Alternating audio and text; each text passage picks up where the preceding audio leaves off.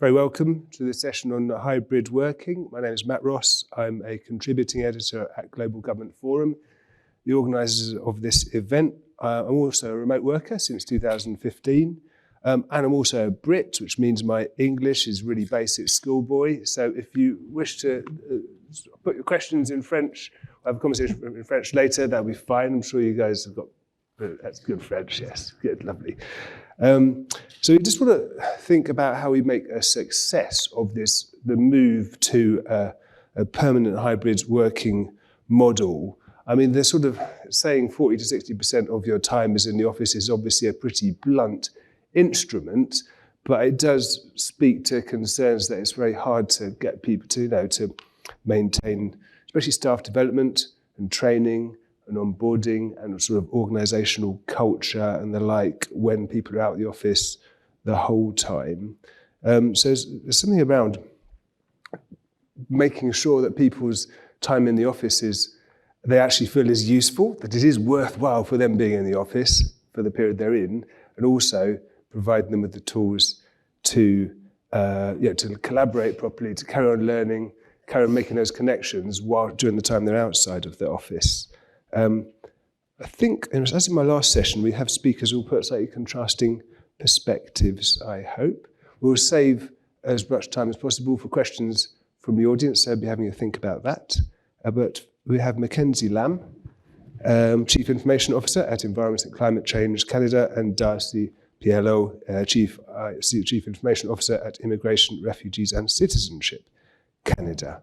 But first, perhaps a few comments from Mackenzie. Thank you. Hello, everybody. Final session of the day, so congratulations on your stamina.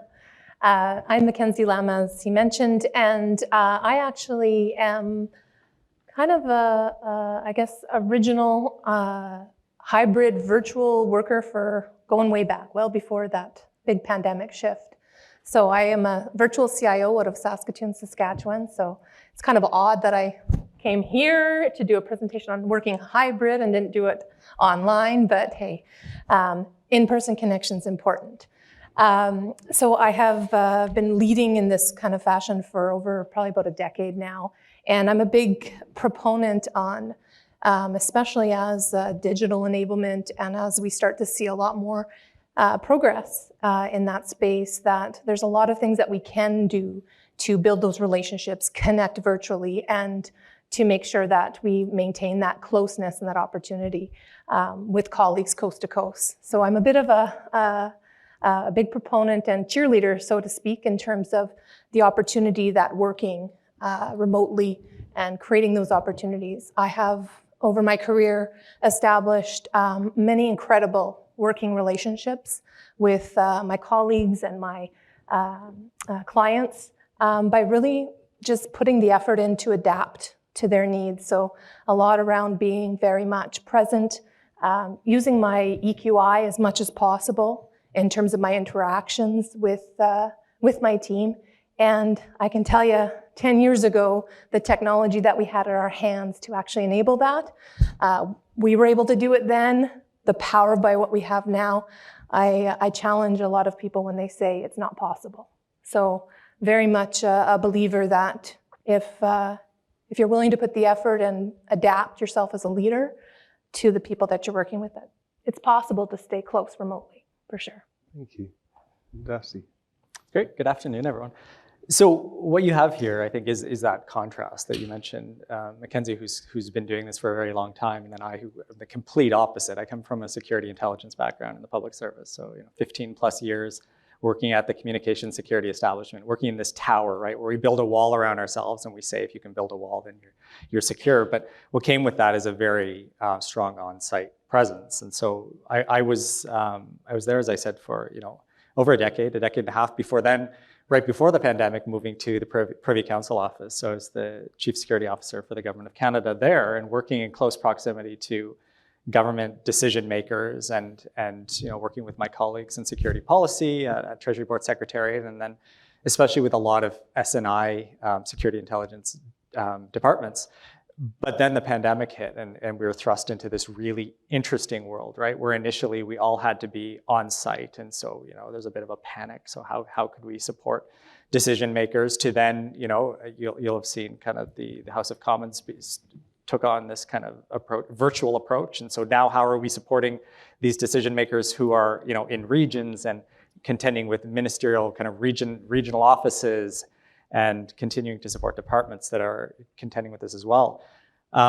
It was an interesting time because everyone was living exactly the same thing at the same time. And I think that's not common across government, right? Like certain departments at certain times will be living through transformation, some will be going through growth, some will be shrinking at the same time, but we were all living the pandemic. And so I was coming out of kind of a life at CSE, at PCO, wrapping that up and then moving back to CSE because I'd been on secondment. And so now I'm back at this digital fortress, right? That's trying to figure out how do we continue to do intelligence during a pandemic and not lose our entire workforce who's just stressed out. I have 2 young kids. I was living the remote school horror and trying to do that on top of everything. But, I think me personally, I realized that we had a people challenge. It wasn't so much technology initially, right? And I joked earlier with Mackenzie that you all came here because you're sick of artificial intelligence. So thank you for not leaving us alone. But we had kind of this human intelligence, this emotional intelligence challenge. And what I felt like we did in the early days was we spent way too much time talking at our teams, talking to people and telling them, we said we're trying to be empathetic and we're trying to bring you on board and do everything that we do as leaders to mobilize people and to inspire. But in fact, what we were doing is we were just talking to people. We were telling them how they should feel or how we're told that we should tell them that they feel. And that was sort of one of the biggest hurdles that I had to overcome with my team was, my leadership team, is figuring out how we could engage people, how we could understand what they were going through, how we could turn things around and leverage it, not as kind of a challenge, but as an opportunity. Now, I think many of us are kind of coming through that now, and it's in many ways, thanks to the experience that Mackenzie and others have brought us to say, this isn't something new. It's just we didn't really necessarily accept it before, and now we're finding ways to do it, and it's a lot of opportunity. So I think we're both hoping that this be more of a conversation than us telling you things that you probably already know, but very happy to share kind of a bit more in terms of our experiences and how we've tackled some of the challenges we've faced. I'm now at immigration. I've been there for a year, and again, it's very different just because I joined the department at a time of major transformation. So we have kind of our case management system that supports everything that we do. It's about 20 years old, and we're modernizing it now.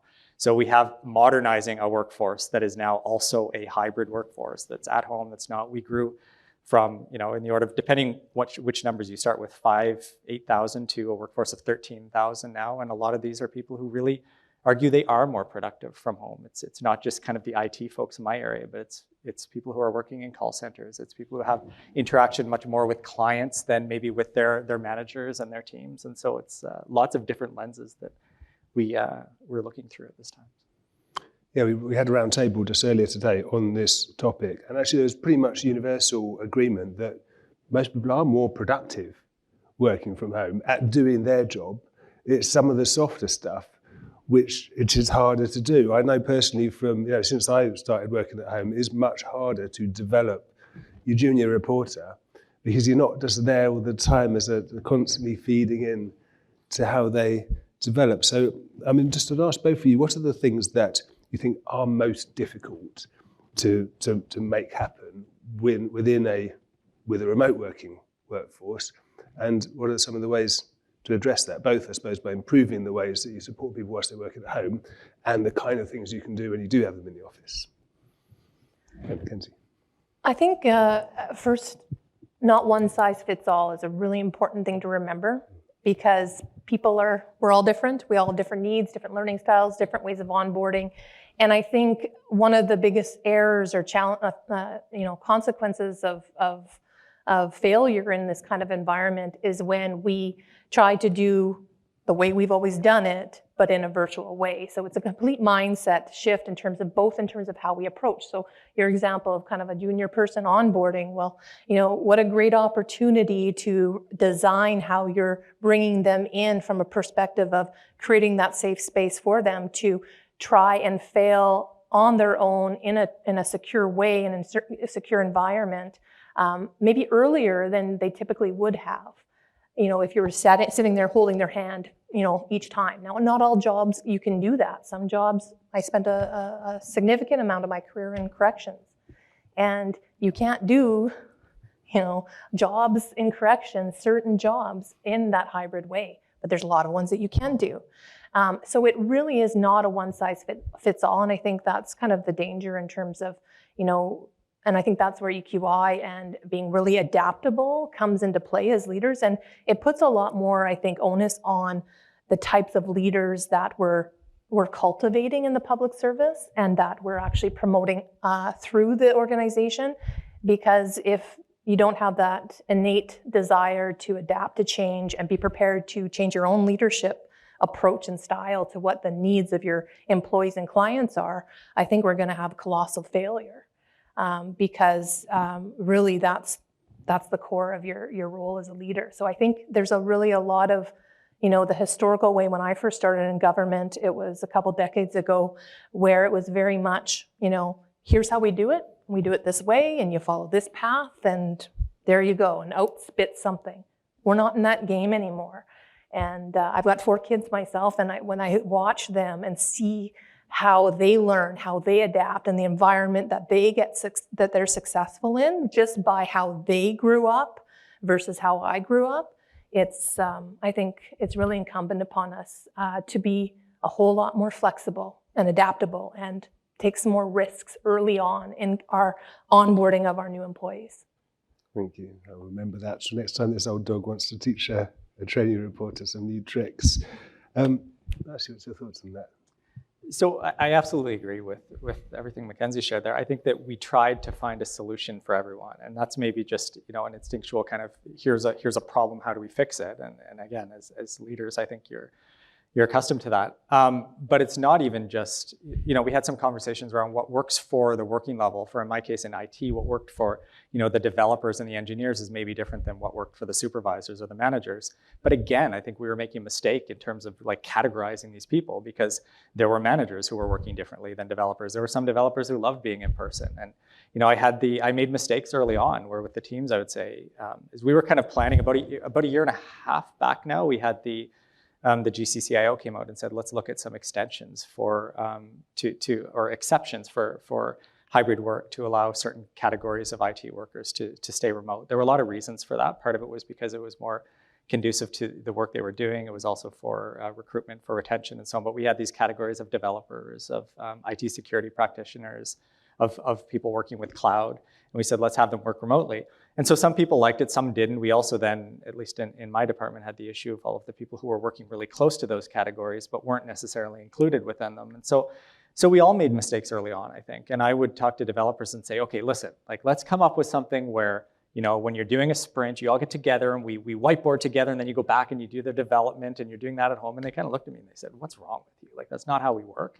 And I thought back to the time when I was working with a lot of developers, and back at CSE at least, maybe I'm sharing some of their dirty secrets there, dark secrets, but we developers, we worked in the dark. We loved it. We had our own little desk and we had a light and we messaged each other, right? And that's how you talked, and that's what worked. And so people are pointing out at this point, why are you going to get us all in a room and whiteboard? That's not how we run sprints. Ask us. And again, that was the point of how I, as guilty as everyone was telling people what they needed to do. And for managers, we had that conversation around the fact that you as a manager managing your team, it's not ideal, especially when we're asking you to come back in the office 2 or 3 days a week.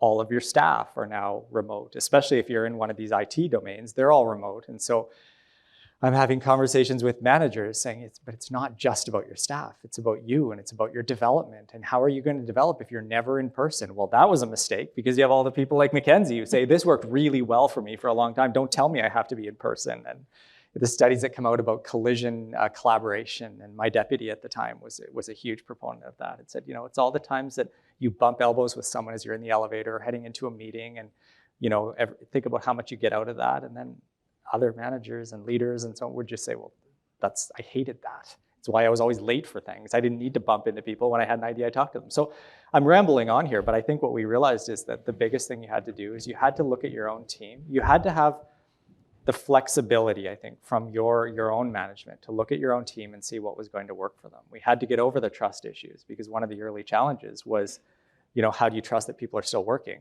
Well, I didn't have that problem. I had people who really wanted to work and weren't able to. And as soon as we were able to find ways to help them, it dealt with a lot of the issues that the issues weren't even there in the first place. And so I'm not saying that it was, that was a silver bullet that solved all of our problems, but it really was for me about trying to find out what sort of flexibilities we could give to people, and also convincing our own leadership. So I'm sitting, at IRCC now, I'm sitting at the executive committee table with my own deputies who have their own way of working. They've come up through, the public service, or some of them have been outside and have come in, but a lot of them have lived through the public service and have worked a certain way. And so we're having to convince them that, we need to maybe try things a little bit differently than they might be used to, and, experiment a little bit. And, it's kind of managing these relationships at all levels. And I'm talking about this as a leader who had management teams and others, but I think you saw this at all levels. You had people who were just mentoring students and others who were trying to work with them and try to find out kind of ways to help them be more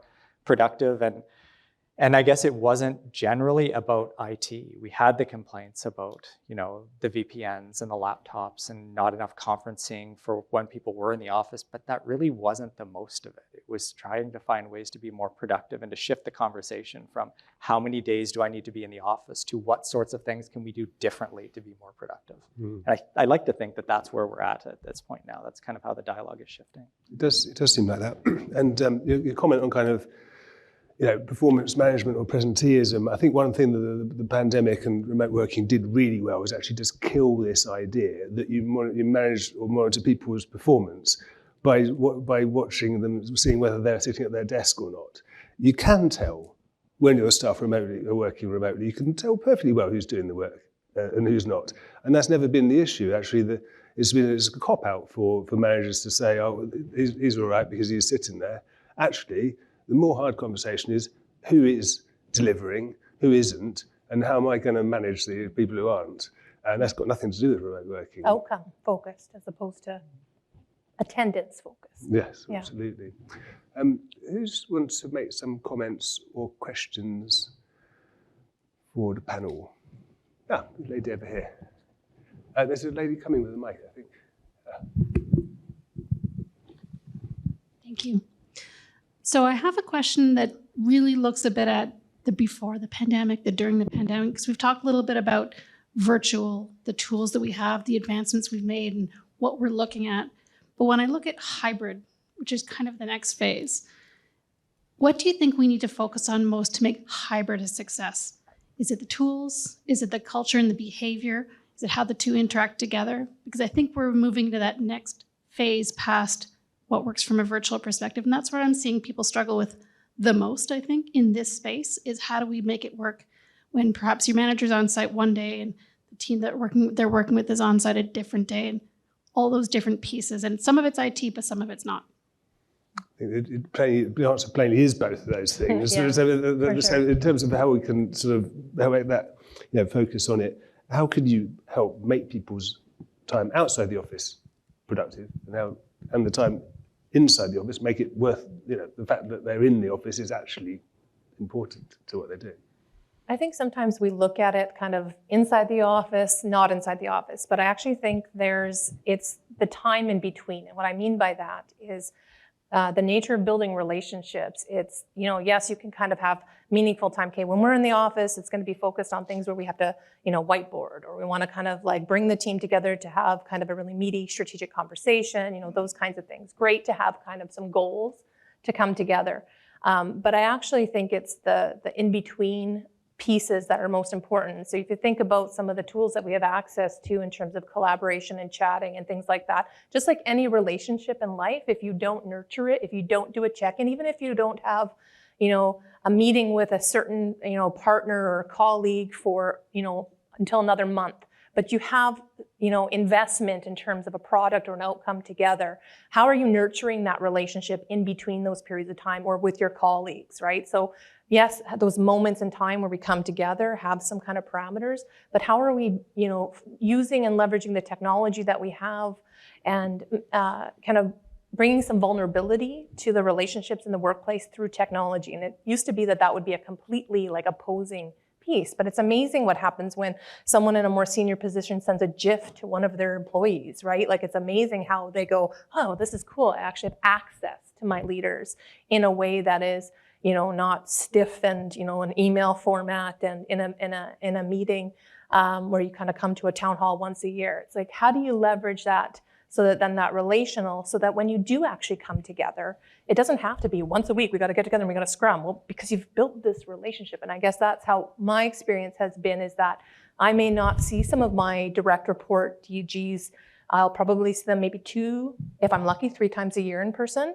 But I can tell you the names of their kids. I can tell you the names of their dog that pop up. I can tell you the rate and pace in which they want to, where they're best placed to collaborate and to get the best out of them because of the in-between moments. And how do you kind of nurture that in a really effective way? So I don't know if that answers your question, but it's both for sure. Yeah, I think that there's no one answer, but that trick of kind of how you interact and how you really understand your team and the people who you're supposedly leading is important. Like, early on, we had probably all of us these, a series of all staffs or management meetings where you're getting together, and especially when the hybrid directive came out and you're talking as teams about what the expectations were. So many managers and above and directors and so on deputies made sure that they were in the office when they were doing these calls, right? And they brought people in, or if you were tuning into it, they were sitting there and it was starting with these stories. And this was where things went really sideways, right? The stories about how awesome it is to be commuting again and getting lunch and coffee downtown and everything, right? And again, it was back to this whole, we were trying to present an image that this wasn't so bad. And what I found, so when I did this, when I had my my first all staff meeting, and everyone else around me is kind of doing these, encouraging everyone to come in. I did it from home, and I opened with the fact that I was remote today, and I wasn't going to tell you I was sorry for it, because there were a lot of amazing things that this had brought me. As I said, I had young kids, and so I was struggling now with the fact that everyone else out there had kind of thought that everyone was working remotely, and so now I'm struggling with how can I be commuting to and from downtown and back to my kind of schedule of a little beyond my control of meetings that kept me there longer than I wanted, and still be present as a parent, and I loved all of those things that everyone else had, and so I wasn't going to hide from it. But I also wasn't going to try to say, I like this works better for me because I have kids, or because I get to walk my dogs, or it's good for my own health and I've been able to go to the gym or grocery shop during the day. It was about the combined kind of solution where we could say what works for you is going to work for me, as long as we together can still accomplish the things we need to. So I like this idea of outcome driven. It's not new, right? But I think that in order to be successful in the hybrid world, we need to get to a place where it's not so strict and all about rules. And I know that, I'm speaking here as an executive in the public service, and I'm supposed to say that what works right now, this hybrid directive of 2 or 3 days in the work of 2 to 3 days a week in the office is what's best for us. I would love there not to be a number. My ideal world would be a future where it doesn't matter, and your team knows when they need to be in the office. And there are times when, frankly, you should be in the office, and it works better that way. But there are times where I'm sitting there reading through 15 memos for the 20th time to approve them, and I hate doing that in the office. I would much rather do that from home. I would rather be able to leave work at a reasonable hour, take my son to his obscenely early soccer practice at 4:30, because who knows why they came up with that idea, but then get back to those memos in the evening and everything else, right? And I try to lead by example. I try to have my management team do the same thing, and I try to have staff see that as well, that it's okay to do that. It's going to be challenging. I think we have a tendency to overcorrect, not just in the public service, but in general. We overcorrected to getting everyone back in the office. And now there's going to be this overcorrection maybe to try to add flexibilities back. And when some people, as they inevitably will, take advantage of it, we're going to try to overcorrect in the other direction, right? And so I think we need to embrace all of the many tools and techniques that we do have now that, 10 years ago, we had a lot of this stuff, but we didn't really have video conferencing that worked so well and integrated so well in so many of our facilities. We're not there yet, but we're getting there. We didn't have the ability for people to, take a call from their car as easily, as they're commuting to the airport or something like that. There are a lot of things that technology has done to make this easier, but I think we can't overlook that people aspect of it, and we're going to have to learn. And we have a whole new generation coming up through, right? Those kids of ours who lived through that pandemic online school and then back to this again, and who knows what's around the corner. But there will be a whole new set of expectations, and it's part of managing, part of leading, right? Is that intergenerational kind of element. So the answer, they're not giving you anything about tools or systems or processes. It's actually just about management and leadership style, isn't it? And a style which is appropriate to this just dispersed way of working, and is also probably the more modern style of management anyway. So these things probably are working well together. Any more hands around? I hope so. There's a lady at the back there. Hi, I work in transformation at Global Affairs Canada, and we've been obviously going through a lot of this as well. One of the major issues that we are coming across is organizational culture, and people that are either new employees or people who have only been in the department, let's say, less than 5 years, are not really understanding about how to be diplomatic, all the softer skills, shall we say. And I find that one of the outcomes of the pandemic is that we have changed our personalities. We're slowly starting to kind of come back to it, but we've become less socialized, a little more introverted in many cases. So my question to you then is, just as in Global Affairs, we're trying to work on our new North Star statement, which is going to be a variation of, a mission statement. How are we able as, and I'm not even saying as leaders, but even as employees down to the deputy director level, how can we bring in organizational culture and be able to teach and mentor and show people what it means to be proud of working for the organization that you are working for, and in our case, for Global Affairs, to be able to represent Canada abroad and to do it in such a way that there is professionalism and responsibility and accountability. Thanks.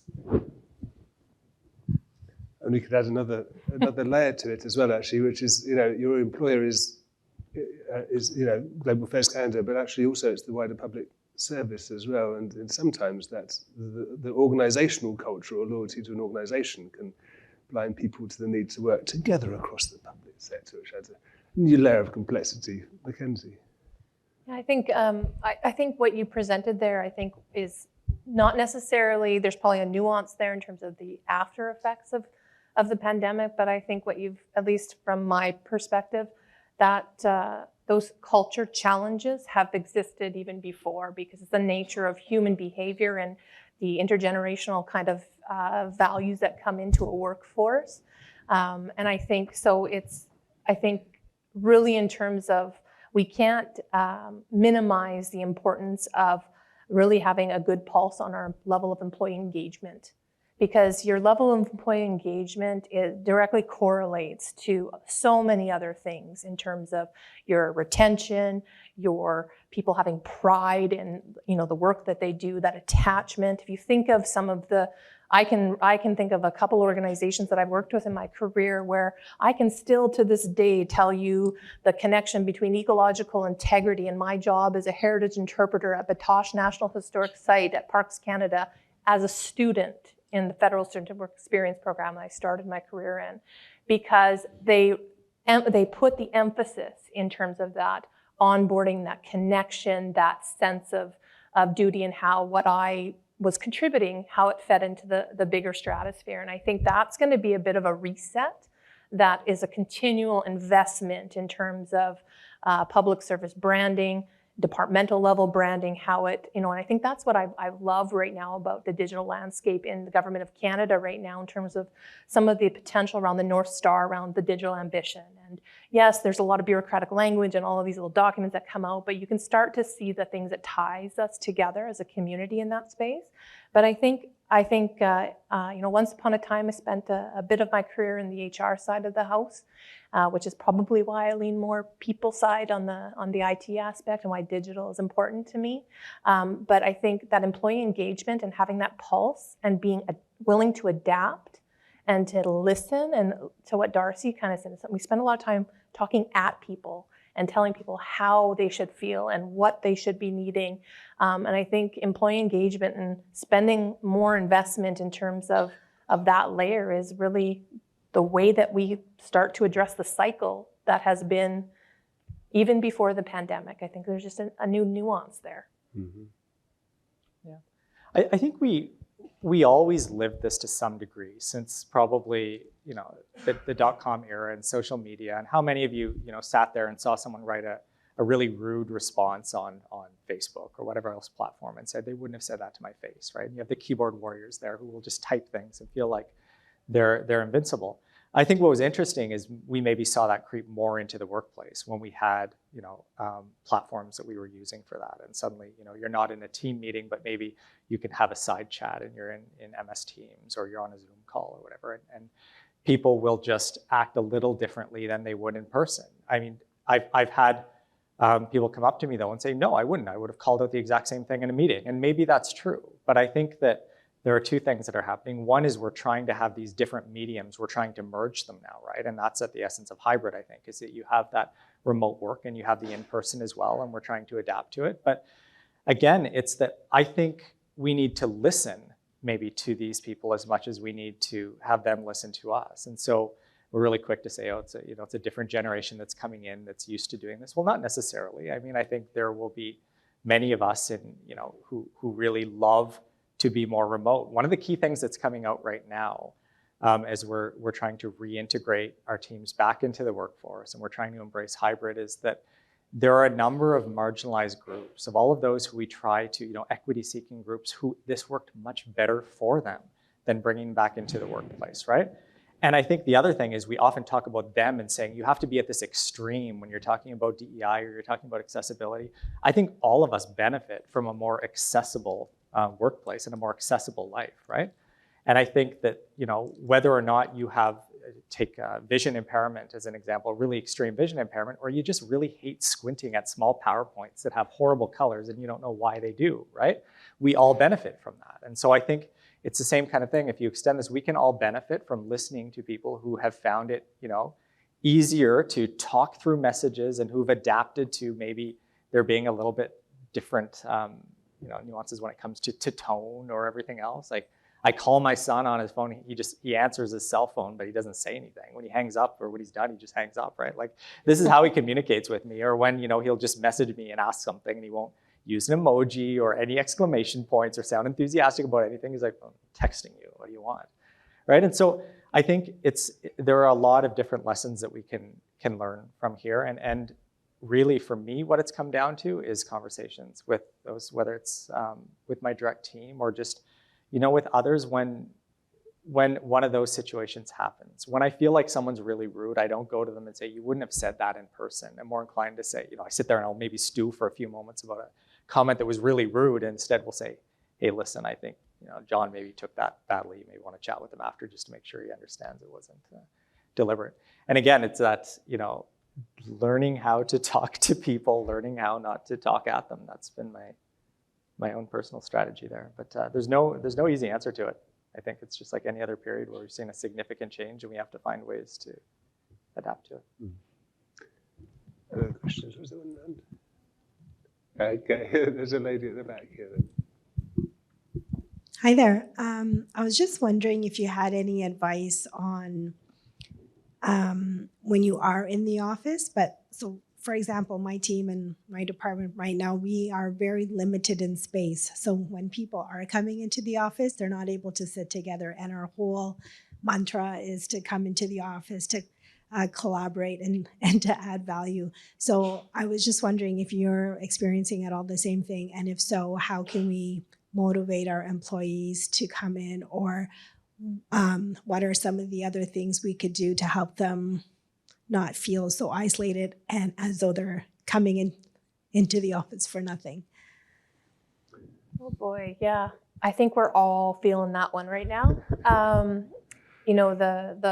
You know, having to put in new parameters for room booking apps so that those chronic, I'm going to book for the next year this special room and no one ever gets access to it, right? So it's been interesting to see how people's behaviors have, presented themselves in this. I honestly don't think I have necessarily in our organization, we haven't necessarily solved that, but that's going to be one of the things as we adjust, I think, within at least the federal departments, from a space perspective, trying to find that balance of how much physical space do we actually need, right? And then you bring that in with the policy in terms of in-person mandate around 2-3 days, right? And so there's not necessarily an alignment yet. So I think we're going to, unfortunately, I think we're going to struggle through this for the next year or two until we find some of those. I think some of the things that I've seen some of my staff do in a creative way is, when they come to work, if they all of a sudden they are finding themselves on opposite sides of the building or, not even having found a spot, depending on how you're set up in your workspaces, is creating those opportunities to at least connect over lunch or at breaks and try to make the best of what I would say a pretty suboptimal level. So I know it's not a great answer, but it's kind of the reality. It's part of almost this like aftermath of change that we're going through. I don't know if maybe you guys got it figured out at IRCC. No. In fact, I don't think we've lived even a fraction of the change yet. We have these facilities that were built in a very different world, right? And it's really easy to say the government should sell off all of its real estate or should use it for something different. We should all go remote. We're more productive. There's the other half who say, no, we should just bring everyone back in the office and we wouldn't have these issues. Do away with Workplace 2.0, 3.0, whatever else. Give everyone offices again. It worked for decades.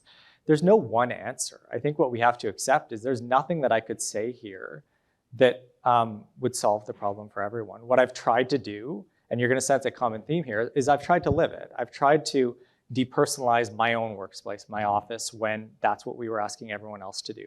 I've opened up my office. I had video conferencing. I was lucky, one of the first rooms within our facilities downtown. And so I opened it up to my team and shared the space with them. I tried to live the same inconveniences, and it really wasn't that fun. It was the pits, right? When you get a phone call and you just want privacy for a second to be able to take that call. When you want that quiet for a few minutes. I think there's a real opportunity here to re-envision the spaces that we have and kind of have purpose-built spaces. I think we're getting away from this idea that you have to own everything, or at least I'm trying to, and I'm seeing a lot of my colleagues are the same way. You don't necessarily have to own that space that's perfect for you for everything. And if we could magically snap our fingers and just have enough meeting rooms, enough kind of phone booths or quiet spaces for people, enough collaboration rooms overnight, we probably wouldn't have this issue, but we're not going to get there overnight. And one thing that I'll say is I'll make a little plug for my kind of corporate security colleagues and accommodations colleagues is they get this too. They're living it too. And their job is truly the pits because everyone is pissed off at them, right? Yeah. They can't deliver the spaces fast enough. They can't equip them. IT can't get devices out fast enough. Security's still trying to maintain some semblance of security despite the fact that everyone's working remotely now. If any of you were in the last talk, the cyber talk, this reality that we're mixing home and personal and work and still trying to maintain security. I was at PCO when we had these temporary, these dispensations for cabinet documents so that people could be working on these remotely. Well, that's a nightmare now. Any of you living that, I'm the one responsible for it. And I'm living it too, because we're trying to dial it back and get people back to working in the office on documents that, really should be worked on in appropriate environments. And so, I don't know, I think it's a really dissatisfying or unsatisfying answer for me to say that, there isn't something magical we can do, but I think the more that we accept that and we be striving for something that's a little bit better. And man, finding ways to accommodate people who are living something like that, who do need a little bit more privacy for, this period of time they're going through something, or they say, I've just got to take off this afternoon, I've got some stuff, I'm going to work remotely. Maybe that's going to get a little bit easier to manage. I've seen some countries around the world have had some success with things like if people are asked to come in Tuesday to Thursday, for example, then on a Wednesday, senior leaders, just put aside some time, and every Wednesday there will be it's open to anybody from any staff who wants to come along, And somebody will do a bit about what's going on in this bit of the business or this latest initiative, but it's also just as much about making those senior leaders making themselves accessible and really engaging directly with staff.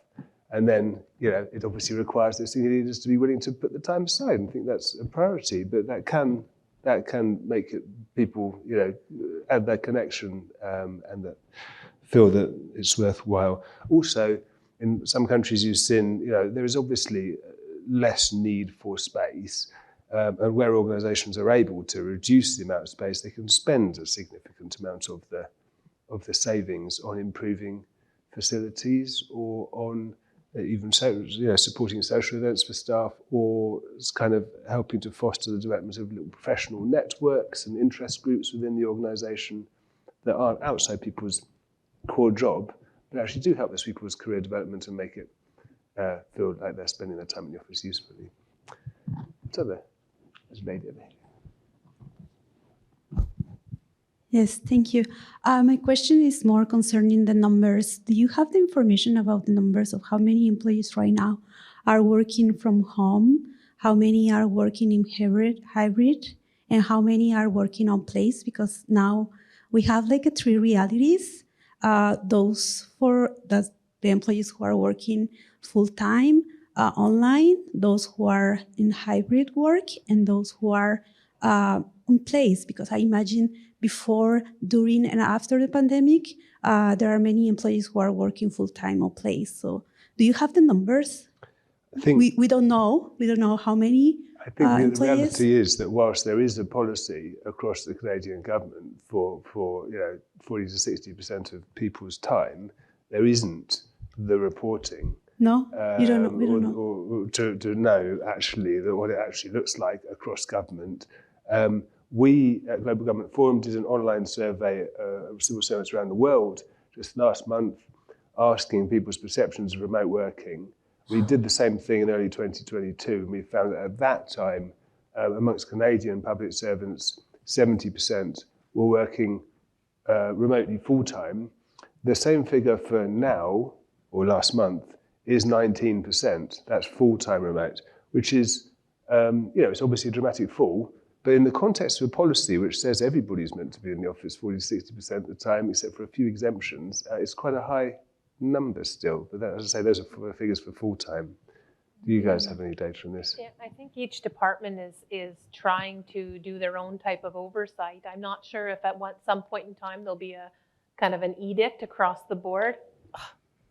Hope not, but that sounds like a lot of extra work. But I know that that's something within my organization and the previous one that I was at as well. They were trying to get a handle on what's the best way to measure that, and what's the best way to see what that need is, right? So there's different creative ways of doing that, but I don't think that there is kind of necessarily one way yet in terms of to be able to do that, other than surveys and other things like that, unless you guys are doing anything in your space.